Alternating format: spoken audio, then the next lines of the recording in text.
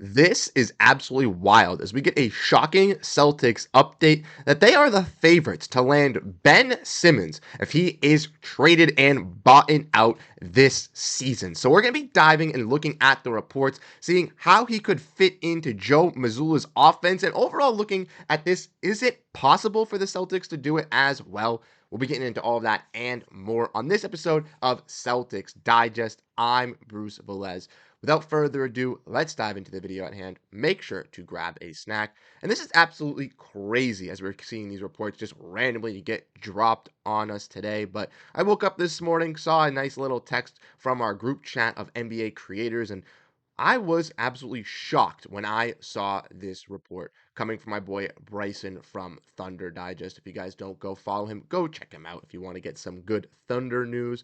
But we're going to look at this update here. As we can see, he sent this tweet from Cameron Tabataby, who works for the Celtics Wire, does a fantastic job doing the Celtics Lab podcast as well. But he revealed that the news has been leaked from Bet Online that Ben Simmons' next team, if not on the Brooklyn Nets, is the favorite as the Boston Celtics. And this is absolutely shocking to hear. As we all know, the Celtics are a top team in the Eastern Conference, and Ben Simmons, a player who can't really shoot, is a player that doesn't really fit at the point guard position, with the Celtics having a lot of guards, would be a weird fit. But truly, I think that if the Celtics were able to get their hands on Ben Simmons, the Celtics could possibly cook up some magic with a player in Ben Simmons, as he could present something that the Celtics do incredibly lack with this team. But we're going to be looking at overall this possibility and how this could happen first, as unfortunately for the Celtics, if they were to want to acquire a player in Ben Simmons,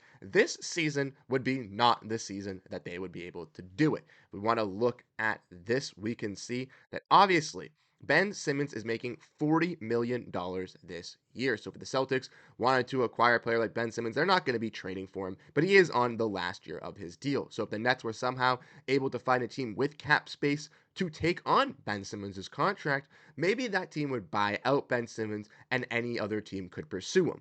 But as we all know, with the new rules, there are some restrictions when pursuing some buyouts, and for the Celtics, they fall into those restrictions. If a player is making more than the non-taxpayer mid-level exception, which changes every year, this season it's at $14 million and $140,000.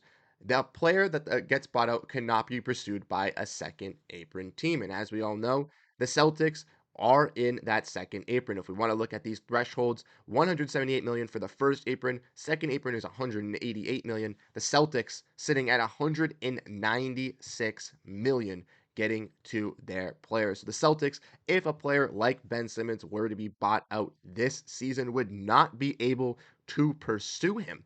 But the Celtics could keep a tab on Ben Simmons, as he does provide a lot of stuff that the Celtics could value. And if he does not get traded from the Nets, if the Nets do hold on to him for this season, if the Nets do not buy him out either, he could become a free agent next year, in which the Celtics could utilize his skills. So maybe this is a little bit of some early reporting for the Celtics to possibly get a guy like Ben Simmons on this roster, as it's something that they do need. But unfortunately for the Celtics this year, it would not be possible, as like I said, they are above the second apron at paying $196 million to all of their players.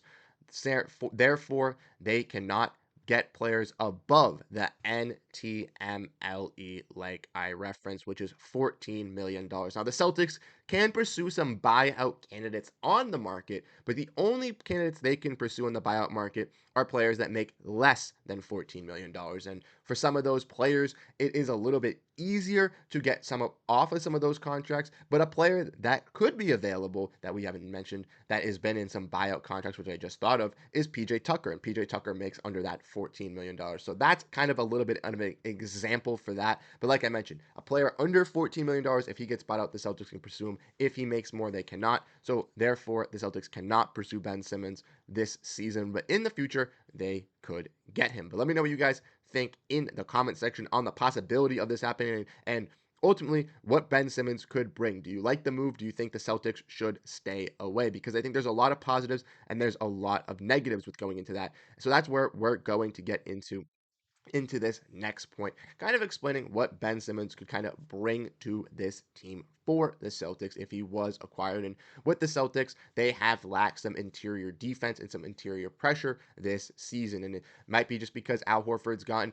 a little bit older. Kristaps Porziņģis is coming into some of these injuries, isn't being as aggressive as we would like him to see. He still is being aggressive, getting those blocks and still being an effective defender. But the Celtics have lacked at that interior presence with some of their backup bigs as well. So maybe getting a bigger body in Simmons could help out the Celtics in that regard. And as we all know, Ben Simmons is a solid playmaker and rebounder. If the Celtics were to bring Simmons in to just do that task, be a gritty, grindy guy on the boards, grabbing rebounds, making nice dishes, that could be a type of player that could fit into this Mazzulla mold. Now, obviously, Simmons strays away from threes, isn't going to bring that to his game, so he would be a little bit of outlier in the Mazzulla ball offense in some of these lineups where if he were on the Celtics, they could just not guard him and not have to worry about him taking that. But having Simmons, I think, as a power forward slash center for the Celtics team instead of at that guard position could be key for Ben Simmons if he's looking to make the next move. We want to look